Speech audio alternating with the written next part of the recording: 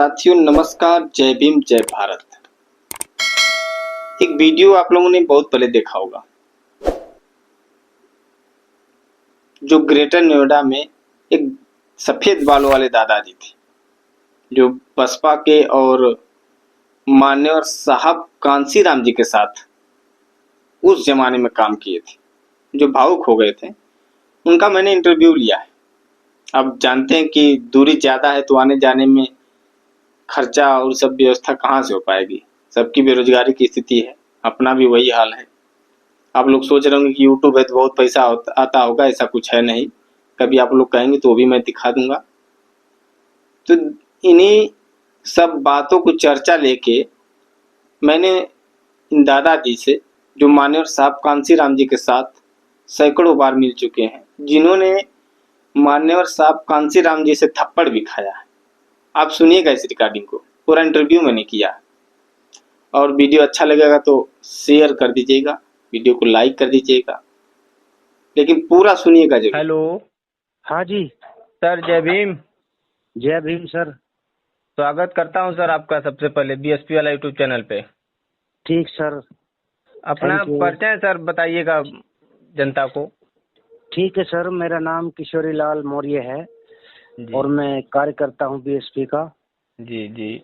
आप बसपा से कब जुड़े हैं सर? बसपा से मैं 89 में जुड़ा था। 89 में? हाँ, जब साहब चुनाव लड़ रहे थे जी जी। तो इधर से पूर्वी दिल्ली में आता था, इधर इस क्षेत्र से लड़े थे। जी जी। और सर बसपा में बहन जी या कांसीराम जी से आप मिल चुके हैं होंगे तब तो? मैं तो 100 बार मिल चुका हूँ, मेरे घर पे भी आए हुए हैं। मान्यवर साहब आपके घर आए हैं? हाँ जी। चलिए सर, बहुत बहुत बधाई। ऐसे शख्सियत से बात हो रही जो मान्यवर साहब के साथ रहे हों। थप्पड़ भी खा रखे मैंने अच्छा, पार्टी के लिए साहब के। साहब के थप्पड़ खाए आप? हाँ, अच्छा अच्छा। बहुत बसपा। आदमी है वो जिन्होंने थप्पड़ खाए हैं वो धन्य हो गए। अरे बिल्कुल सर, काहे नहीं। नसीब है। जी जी जी। और सर ये बसपा से क्यों जुड़े आप उस टाइम में? बसपा से जुड़े, मैं कम्युनिस्टों में केस वेस कराता था मजदूरों के बहुत ज्यादा। जी तो फिर एक दिन 89 में आ रहा था इधर, स्कूटर पे प्रचार चल रहा था साहब का, जी तो मैं भागा। उससे जी पहले मेरे साथी थे मेरठ के, वो एक्सपायर हो गए, लेकिन हर बार आते थे वो घर पे, तो वो कुछ ना कुछ कटिंग लेकर के आते थे। तो जी जी मैंने बहुत काम करा कम्युनिस्टों में, मजदूर केस लड़े मैंने, करे, पैसे जी दिलवाए। फिर जी मैं उसमें जातिवाद तो सब जगह है, जी तो मैंने उनको अलविदा कह दिया। फिर मैं साहब से 89 में जुड़ गया। जी और जी जब साहब यहाँ चुनाव लड़े थे तो सारे उतार दिए थे।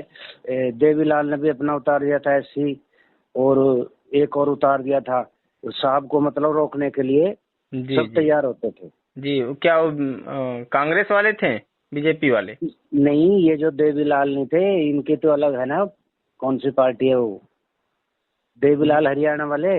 जी जी जी, समझ गया। इनेलो। हाँ, आज के इनेलो चल रहा है ना? तो उन्होंने चांदराम नाम का उतार दिया था अपना जी साहब के सामने। जी जी। एक और उतारा था, मतलब साहब को रोकने के लिए बहुत किया गया है काम। हाँ, जैसे इस समय बसपा के लिए चल रहा है। यह बसपा के लिए चल रहा है, वही काम हुआ है। तो सर एक और सवाल आपसे करना चाहूंगा कि आज के दौर में बसपा से लोग क्यों जुड़े, इस पे कुछ विचार बताएंगे अपना? बसपा जो मामला है ये पार्टी नहीं है। जी ये सब, अगर आप लिटरेचर जो पढ़े हुए हैं बीएसपी का, तो ये लिटरेचर से आई है, जो बहुजन समाज का लिटरेचर, जो ट्रांसलेट भी नहीं हुआ था, जी मराठी में था, इंग्लिश में था। तो साहब के जमाने, साहब के संघर्ष के बाद में ये शुरू हुआ है, और उन्होंने बहुत ट्रांसलेट किया है। ये हैं सरिता मुक्ता वाले हैं, जी खानदानी है वो बीएसपी के, सुरेंद्र शर्मा। जी तो उन्होंने बहुत बहुत किताबों का ट्रांसलेट किया है जो बहुजन समाज की हैं। जी जी। आप तो लिटरेचर में सर किताबें तो बहुत पढ़ ली होंगी आपने तब तो? मुझको इतना ध्यान भी नहीं है, इतनी मैं किताबें पढ़ चुका हूँ, मैं किताबें हैं बहुत मेरे पास। एक और सवाल सर, इस समय चल रहा है पूरे मीडिया में, या कहिए पूरे देश भर में चर्चा है, सोशल मीडिया से लेके इलेक्ट्रॉनिक मीडिया तक, हाँ जी। बसपा खत्म हो रही है। आप इसको कैसे देखते हैं? तो वो तो मैं सबसे पहली बात है कि बसपा ये खत्म होने वाली पार्टी नहीं है। अगर ये पार्टी होती तो अब तक तो ये जो दलाल टाइप होते हैं आदमी, कितनी पार्टी बदलते हैं। जी हमको 35-36, हमारी पार्टी में 40-40 साल से भी ऊपर के आदमी है जो जी काम जी कर चुके हैं, बाम सेब से, DS4 से, उससे पहले भी जब हम पढ़ते थे उस समय के आदमी भी कुछ मर गए। लेकिन ये पार्टी नहीं है, पार्टी जी तो रोज बदली जाती है। साहब ये कहते थे कि जितने MP MLA चाहिए मुझे बताओ, मैं शाम तक ले आऊंगा। लेकिन कार्यकर्ता नहीं ला सकता। जी कार्यकर्ता जो होता है पार्टी का, वो समर्पित होता है। ये पार्टी नहीं है। जी पार्टी होती तो इतनी सारी पार्टियां, करोड़ों अरबों रुपए लगाता है मोदी, और कांग्रेस ये सब लगा दिए, सबके फेल कर दिए। साहब के बारे में ये कहते थे कि अगर कोई रेल भर के नोट ले जाएगा यूपी में तो वो भी फेल है। जी अब देखो, ये पहली पार्टी ऐसी है जिसका एक MLA है, जी कहीं एक भी नहीं है। लेकिन इसका दबाव अगर ना होता, मीडिया पे क्यों जोर है, क्यों परेशान है सारा मीडिया? खुद परेशान है। BSP से ज्यादा है परेशानी किसी चीज से नहीं है उनको, केवल BSP से परेशानी है। क्योंकि ये मोमेंट है, जी ये मोमेंट है, ये कभी भी खत्म होने वाला नहीं है। हमारे बाद में भी खत्म नहीं हो सकता। ये जी जी झटका है, ये तो आता रहेगा। तो साहब ने हमें बता रखा 20-22 साल पहले, साहब ने बता दिया था। जी क्या बताया था? साहब ने कहा था 12 नंबर पे हम 10-12 आदमी थे कि ये एक बार ऐसा आएगा कि जितनी पार्टियां ना सारी एक हो जाएंगी। एक तो है ये, लेकिन जी ये हमें दिखता नहीं है। हमारा दिमाग कमजोर है ना। जी ये सब एक है। वैसे मैं निर्णय बता दूंगा, 50 निर्णय जिसमें सब एक हुए हैं। कांग्रेस ने भाजपा की सरकार बनाई है, भाजपा ने कांग्रेस की बनवाई है।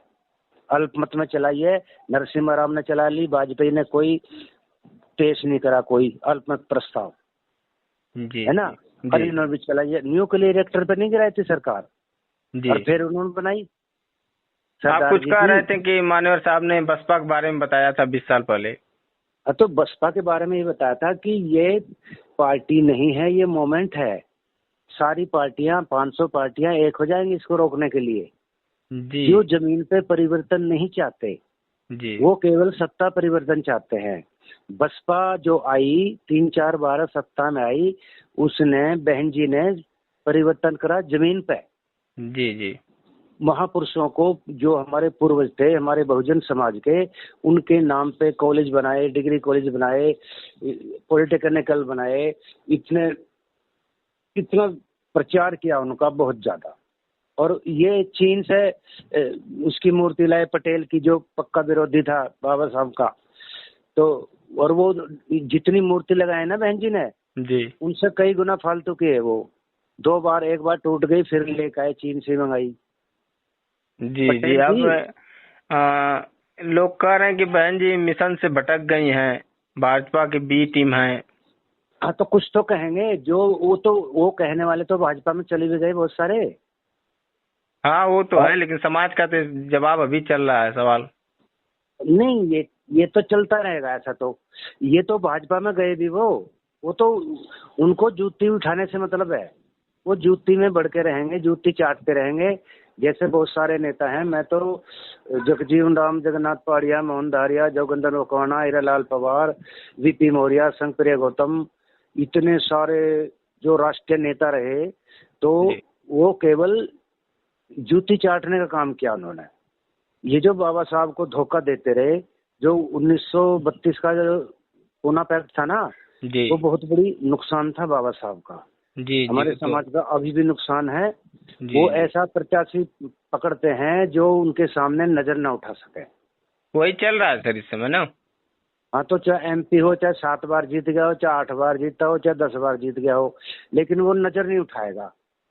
एक बात और सर, इस समय जो सपा सांसद, जो दलित सांसद कहे जा रहे हैं, रामजीलाल सुमन जी का, हाँ जी। जिन्होंने महाराणा सांगा पे बयान दिया है, विवादित बयान है कि क्या है, उस पे क्या कहेंगे आप? क्या संदेश देंगे दलित समाज को?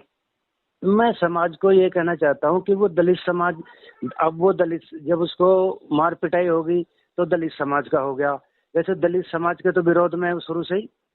जी अगर वो दलित का होता, नेता होता, समाज का होता, कार्यकर्ता होता, तो उसको क्या परेशानी थी। जी अब वो कैसे हो गया भी उसका बहुजन समाज का। जो बहुजन समाज के जो बाबा साहब के विरोधी हैं, बाबा साहब के, काशीराम साहब के और मिशन के विरोधी हैं, तो वो दलित हैं, तो वो दलित किस बात के हैं। वो तो दूसरों की उसमें लगे हुए हैं ना, चाकरी में। जी जी उनके मिशन को खत्म करने के लिए है ना। अब कैसा हो गया वो ऐसी, पहले ऐसी नहीं था। समाज की युवा है, समझ नहीं रहे हैं कि क्या दिक्कत आ रही है। नहीं, अब हुआ क्या, वो तो 25-26 साल से है। जी मैं एक पत्रकार का और नाम लेना चाहता हूँ इसमें। जी ये बताएं। वैभव कुमार है। अच्छा, डीएनएन हिंदी वाले हाँ, वैभव तो कुमार मैं, सर। हाँ वैभव कुमार है। वो बहुत अच्छे, बहुत पढ़े लिखे हैं, बहुत बुद्धिजीवी हैं। जी जी लेकिन वो उन लोगों का इंटरव्यू ले रहे हैं जो 20-20, 30-30 साल दूसरी पार्टियों में रह चुके, बीएसपी के विरोध में। अच्छा, उनका नेता है। जिनका इंटरव्यू ले रहे हैं ये बीएसपी के नहीं दूसरे पार्टियों के नेता हैं।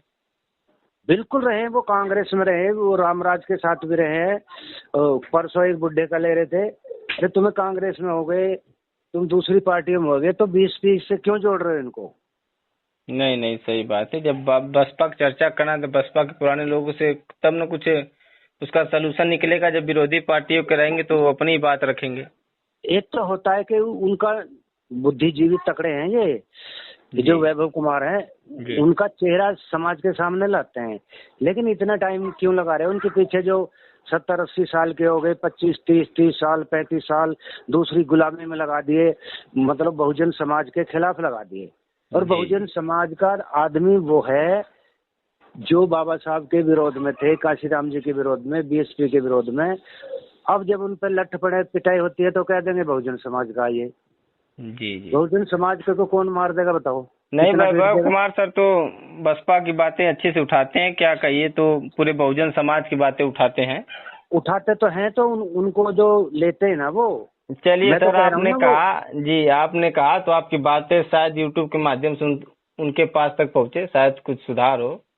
हाँ, मैं तो बात पहुंचाना चाहता हूँ, मेरा फोन काट देते हैं वो। अरे नहीं नहीं बहुत ही पढ़े लिखे हैं वो। जी, मैं काम उनकी में बिजी सराहना रहते होंगे करता सर ना।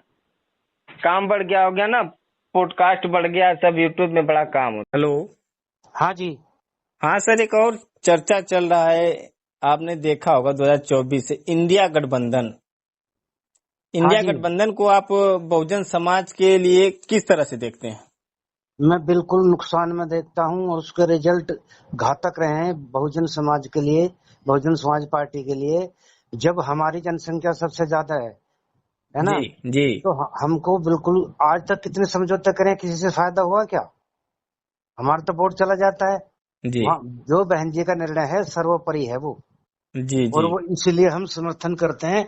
बहुत समझौते कर लिए कांग्रेस से लेकिन सर, इंडिया गठबंधन वाले तो बहन जी को लेना चाहते थे। नहीं चाहते थे, क्या बात करे हो। मैंने सबके इसके मुलायम का इसका भाई क्या कह रहा था कि हम शामिल नहीं होंगे अगर मायावती को लेंगे तो। अच्छा अच्छा, राम गोपाल यादव जी। राम गोपाल यादव कह रहा था, वो भी कह रहा था कि ये जो मुलायम का लड़का, ये कह रहा था कि कौन रोकेगा भाजपा में जाने से बीएसपी को। जी जी जी और लालू यादव ने कहा कि नहीं, कोई जरूरत नहीं है, हमें जी जरूरत नहीं है। आपकी एज कितनी होगी सर? मेरे तो 68 चल रहा हूँ मैं। 68। वो आप मतलब उस दौर के हैं जब माननीय मुलायम सिंह यादव जी और कांसीराम साहब जी की राजनीति चल रही थी, तब से लेके अब तक जुड़े हैं। हाँ, मैं पढ़ा भी हूँ, जुड़ा भी हूँ मैं। जी जी जो लिटरेचर, जो बहुजन समाज पार्टी लिटरेचर से है, जो लिटरेचर बहुजन समाज का है, उसमें एक भी चमार नहीं है, केवल अच्छा काशीराम है शुरुआत। जी जी जी ये जो बहुजन समाज है, नए धोबी, कुमार, लोहार, कहार, जमार, ये जो है बैकवर्ड है और अति बैकवर्ड है, वो है जो बहुजन समाज के प्रतीक हैं। जी जी। अब ये तो जो बहुजन का मतलब सिर्फ चमार जाति से लोग जोड़ने लगे। नहीं तो वो गलत है ना, उनका प्रोनाउंस उनका गलत है, वो गुमराह करने वाले हैं।